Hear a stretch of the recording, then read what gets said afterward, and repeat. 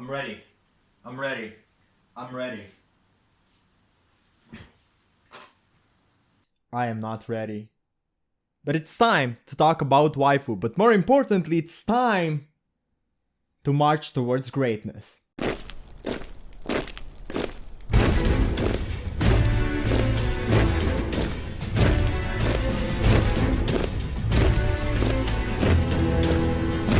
Waifus.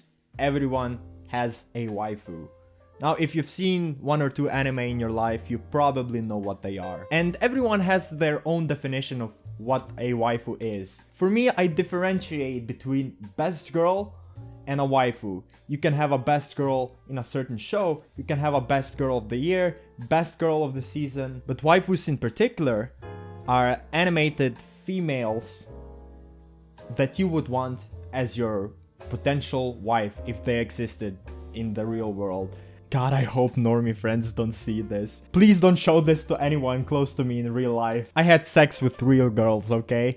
Please believe me. I had sex with more real girls than my whole audience combined, which means at least one. So let's get into this. I'm gonna show you 5 of real waifus. None of that cutesy, girly shit you see in other lists, okay? These are real potential partners. I would breed with these females if they existed, okay? Now we all know that drawn girls in anime are the peak of female physique and looks in general. They're based off of 3D girls, but they inhabit all of the best aspects and are crafted to look perfect. God, that sounds weeby. Now look, as a ManMode myself, of course, my waifus are a little bit ManMode too. Starting with number 5. 2B. Now look, she's not from anime. She's from a video game, Nier Automata. But I still wanted to include her because she's the peak of female attractiveness, okay? She's the best looking representation of a female I've ever seen in my life. Look at her. God, that is the best character design I've ever seen. Let's just take a moment to appreciate this perfect human specimen. She's an android. She's not even an android. She is just a representation of an android in a video game. Okay, when we, as humanity, can make this in real life, this is going to be the best human invention of all time. Elon Musk, Tesla, SpaceX, all of that is nothing compared to this. You see this? This little peak on her thigh? We call this thickness. Now, I don't have a lot of pictures of 2B, at least not the ones that I can show right here. Because YouTube doesn't like those. But I like them. I got a full folder of them. But this, for example, is a drawing of her. But I personally like the 3D version of her the most. I mean, the 2D just doesn't capture the real beauty that she is when you can spin the camera around her. Oh God, look at this. Let's see right here. She's got just the right, you know, modest boobie size. Not a fan of the big fucking balloons, okay? This is just the right meal size for me. And look at this Shota boy standing next to her. Who the fuck is this guy? What is he doing here? I don't see him as a threat. He's a beta male. I would steal his girl. I don't know what this is. Oh God, imagine if they could reproduce these androids for the market. This is what it would look like. This would be my room. Now everything I said might be seen as a little shallow, but I wanted to make a point. Now the reason I wanted to include 2B is to make a point that physical attractiveness is one of the most important things when you're looking for a partner. If you're not immediately attracted to a girl, even if her personality is great, if you don't have the chemistry right away, there is no point in pursuing that. Because sex is very important to every relationship. And if you're not physically attracted to your partner and during sex you're like, okay, this could be better, that's not a sign of a healthy relationship. And you want your waifu to look as good as possible. 2B is the best a waifu can look. Oh yeah, and I haven't even mentioned her booty. Look at that thing. Hey, don't look at my wife, okay? Control yourself. Fuck, man. Let's just move on. Okay, next one is Teresa of the Faint Smile. In my opinion, Teresa is the most badass female character in anime. Claymores are female warriors who are actually half human, half monster, who are trained for the specific purpose of killing monsters. Teresa of the Faint Smile, as they call her, is the best claymore. Now some say she got that nickname because she's always smiling while killing monsters, but it is revealed later that the reason why they call her that is because she never uses any of her monster powers to slay the monsters, while other claymores have to rely on that quite a bit. One of the things I find the most attractive in people is when they're doing something very good and it doesn't look like they're even trying. And look at her, she's fucking gorgeous. Plus she's blonde, that's some plus points in my book.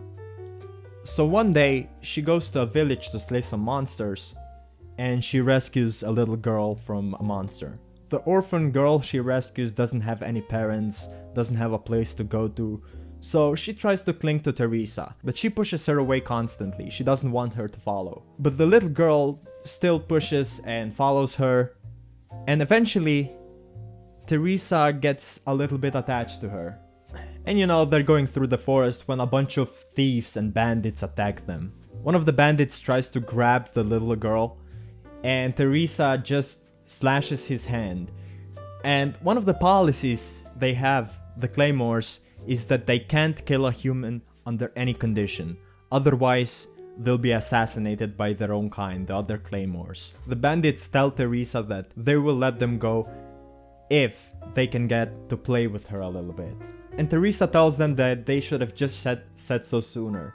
Rips her clothes off, and all of the bandits look disgusted. No, they don't show what her body actually looks like, but it has to be something disgusting because one of the guys was about to throw up. Now, I thought to myself, what is the worst case scenario? Like what, she has a scar? Because how I justify it to myself...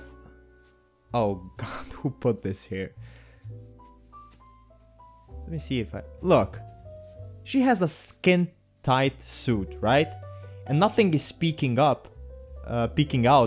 There are no wrinkles, nothing.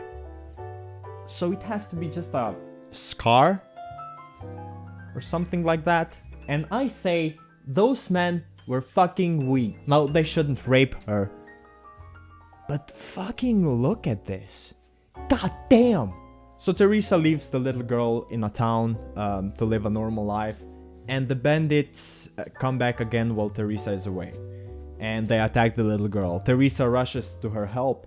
And she kills every single bandit. Now, she broke the rule. And the organization, the Claymores, have to kill her now. But Teresa is just so fucking strong. She defeats all of the 4 strongest Claymore after her. Number 2, number 3, number 4, and number 5. She takes them all at once and beats their asses. She's so fucking strong. Now what I find absolutely remarkable about this character is that she was able to risk her life and abandon her duty to save a person dear to her. And she killed those bandits only because she knew that what they were doing to the girl is not good, and this fucking stupid rule that they have is dumb, and she broke it. I find that character trait absolutely great. And that's what, in my book, makes her one of the most badass female characters and a fucking waifu material. Now, the only thing that I have to say about her is that she... Oh, fuck. She has kind of a forehead, you know? Look at her. She likes getting slapped there. Yeah, she loves it. And look, if you got an hour to spare, I recommend checking out the Claymore episodes from 5 to 9. That's only like about 2 hours of watch time. And you know, I didn't spoil everything, so you can see what happened to her and all the other Claymores. Yeah, you're gonna have a fun time. Yeah, episode 5 to 9 is her storyline. And that little girl, which I played off as insignificant, is Claire, the main character from Claymore. And it's about how Claire comes to be a Claymore and what is her motivation to becoming one. Spoilers, it's because of Teresa. Okay, let's move to the next one. Okay, Balza from the Morbito of the Guardian Spirit. Now, every time I say this to anyone, they look at me a little weird. And it's that I often think about what kind of father I will be. And of course, as a good father, I really like women who make good mothers. I think being competent and being able to raise children and just being a great mother in general is one of the sexiest things a female can have.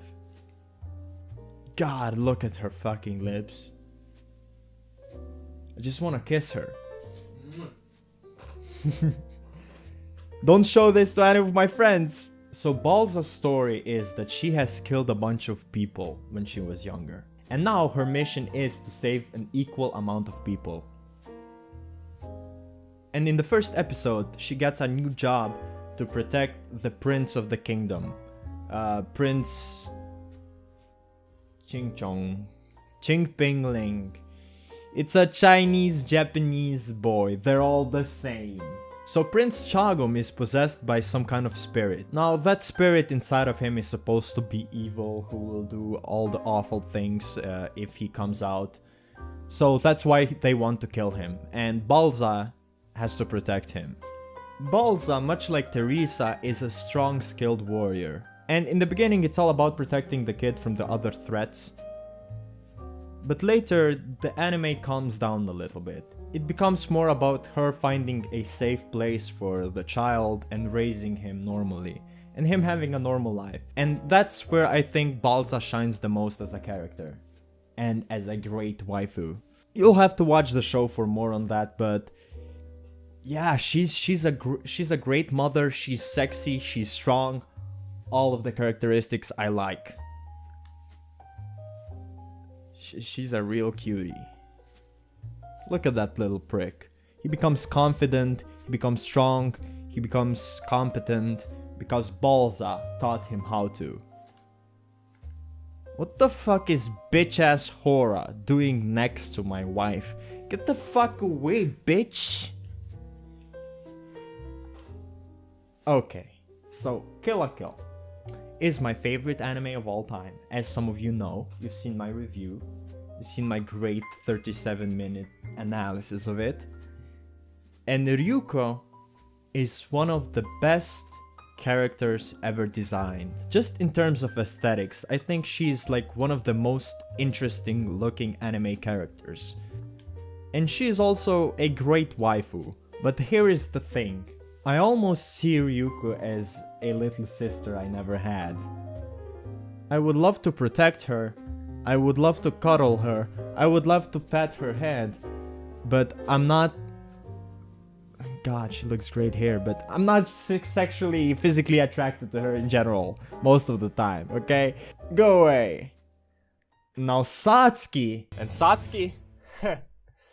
She is strict and commands respect, which she most certainly earns, making her a natural, charismatic leader. Yet behind that strong facade, still remaining calm and compassionate, by which she only lets to be seen as by her few select companions. Even when wearing her own rather perverted dress, she is never shy and completely owns her appearance, because she will never let something like sexuality get in the way of her ambition. Satsuki-sama is dazzling, peerless, luscious, majestic, premium, a badass, impeccable, mesmerizing and flawless even at the very first sight. And look at her fucking fabulous eyebrows! God damn! Her eyebrow game is on point! You know what they say about straight, thick eyebrows, right? They personify decisiveness, great self-confidence, and high sexual energy.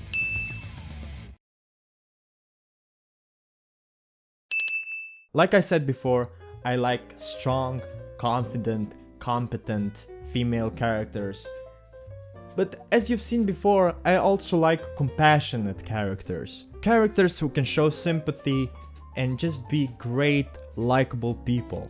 And what I find so admirable about Satsuki, aside from her being super fucking attractive, is that in the first half of the show, she showed very little characteristics of her being a great potential waifu, so to say. And all of that was because of her ambition. The reason she was doing all of that is to eventually make the world better, and her strong determination and just how she was able to manipulate and strategize everything almost perfectly, and that whole execution of her character makes her to me one of my favorite characters in anime, and also one of my favorite characters just in terms of personality I really like.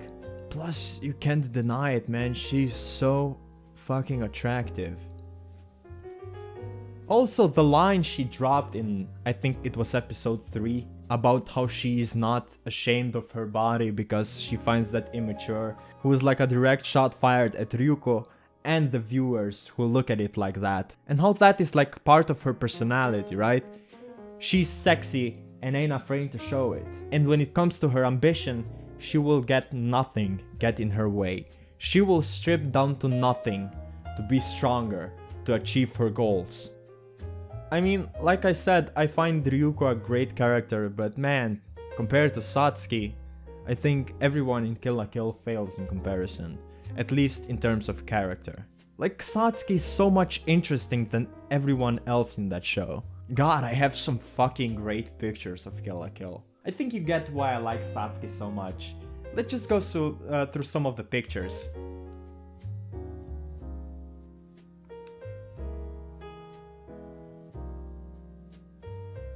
God, she's gorgeous, isn't she?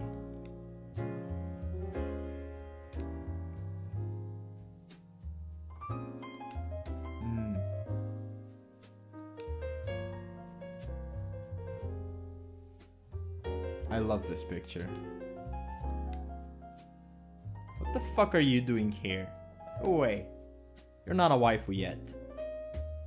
That's better.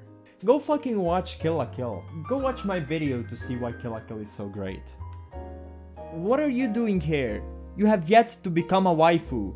Get out of here. Your show has to finish first.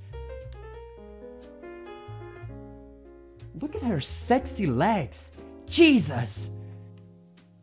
Yep, Satsuki will fuck you up, alright?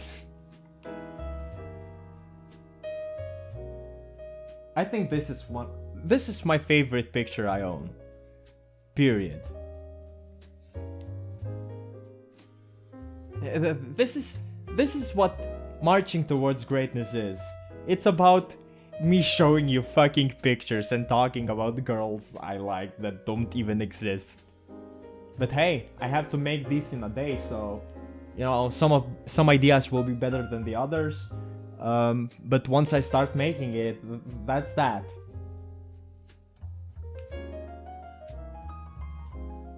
I hope some of you at least enjoy this. Let's just move to my number 1 spot. JP is not my waifu. If you were to ask me, what character do you relate to the most? What character do you think is the most like you in anime?